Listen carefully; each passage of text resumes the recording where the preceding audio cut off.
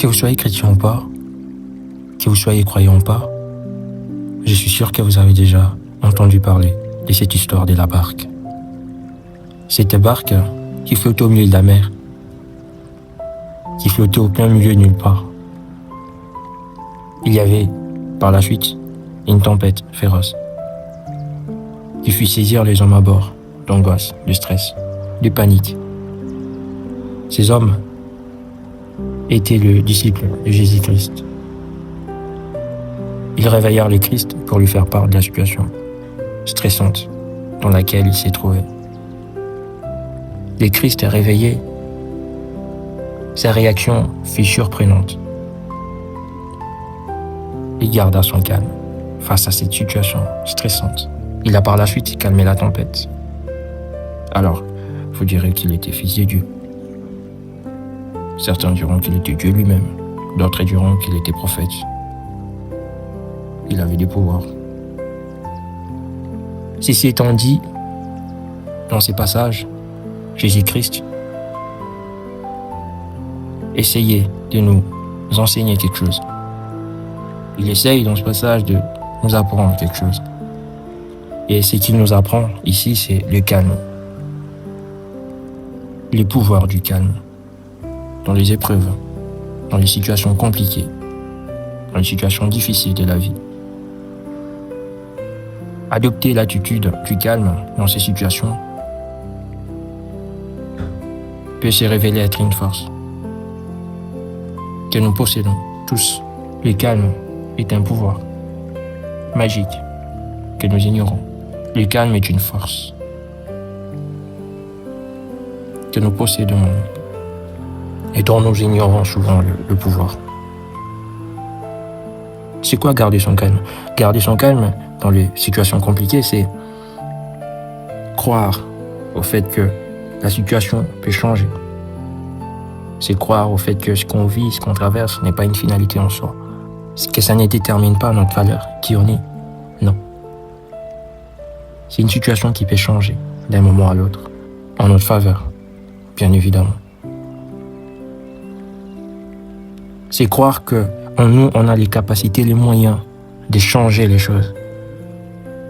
On a en nous le moyen, la force de changer cette situation en notre faveur. Car oui, vous savez, la vie ne nous laissera jamais porter un poids qui soit plus lourd que nous. Un poids que nous ne soyons pas en mesure de porter. Non, la vie ne nous laissera jamais porter un tel poids. Alors, la situation peut vous sembler très difficile, inchangeable, irrémédiable. Vous pouvez avoir l'impression de ne pas être à la hauteur, de ne pas être capable de changer la situation. Tellement elle vous paraît grande, tellement elle vous paraît énorme. Mais croyez-moi, la vie sait que vous êtes en mesure de porter ces poids. La vie sait que vous avez en vous la force de pouvoir traverser ces situations.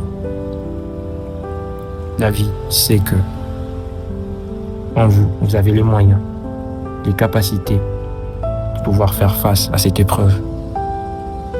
Voilà pourquoi elle vous laisse la porter. Voilà pourquoi elle vous laisse porter ses poids. Alors croyez en vous. Croyez en votre capacité de pouvoir changer les choses. Croyez en cette possibilité-là, car oui, c'est possible. Mais il faudrait que vous croyiez en vous. Agissez, mettez en place des actions et croyez en votre capacité de pouvoir changer les choses. Garder son calme, c'est aussi observer la situation qu'on traverse. Essayez de comprendre ce que cela veut nous enseigner, ce que cela veut nous apprendre. L'épreuve peut souvent venir nous montrer des blessures que nous portons en nous, des défauts que nous avons, pour pouvoir, bien évidemment, le travailler, guérir de ça.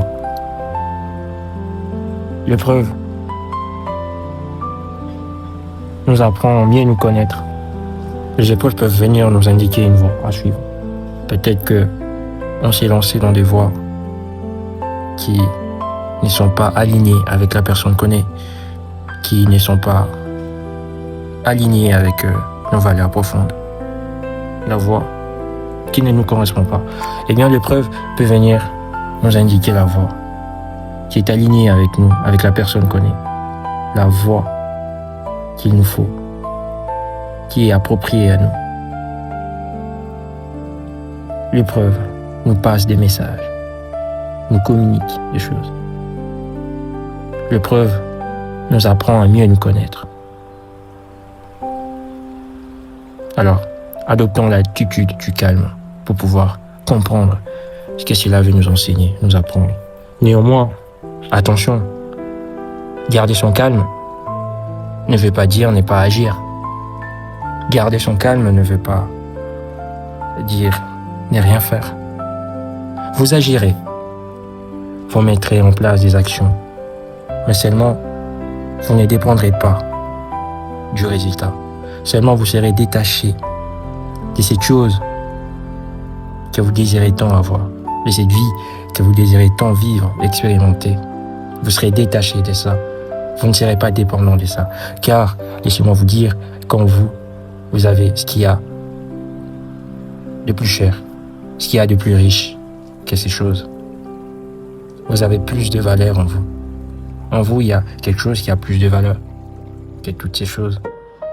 La santé, le fait d'être en bonne santé, c'est une valeur très grande que vous possédez. Vous êtes sans ces choses plus complet. Regardez autour de vous des personnes qui comptent énormément pour vous, ces personnes que vous aimez tant et pour qui vous serez prêt à tout donner. Ces personnes ont plus de valeur que toutes ces choses que vous désirez tant avoir, qui vous stresse tant parce que vous ne l'avez pas.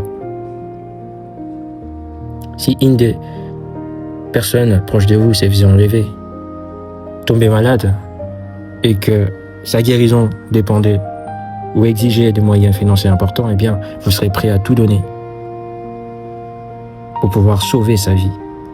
Et même cette chose pour laquelle vous vous battez tant pour évidemment obtenir, eh bien, cette chose, une fois que vous l'aurez, si la vie de cette personne qui compte tant pour vous dépendait de cette chose, eh bien, vous serez prêt à la donner pour pouvoir sauver la vie de cette personne qui compte tant pour vous. Tout ceci, c'est pour vous dire que vous êtes plus complet. Vous avez autour de vous, vous avez en vous ce qu'il y a de plus riche, ce qui a plus de valeur que ces choses que vous n'avez pas, ces choses qui vous stressent. Vous êtes plus complet sans ça. Alors agissez, mais soyez détachés de ça. Ne soyez pas dépendants de ça. Ce n'est qu'en appliquant ces trois principes, c'est-à-dire garder son calme, croire en ses capacités de pouvoir changer les choses, observer la situation, l'épreuve, pour essayer de comprendre le message qu'elle veut vous faire passer, agir, mais être détaché, ne pas dépendre de cette chose pour laquelle on lutte, pour laquelle on se bat, eh bien, en appliquant ces trois principes, la vie vous récompensera. La vie vous bénira. J'ai dit la vie, mais pour vous, ça peut être Dieu. Pour d'autres, ça peut être l'univers.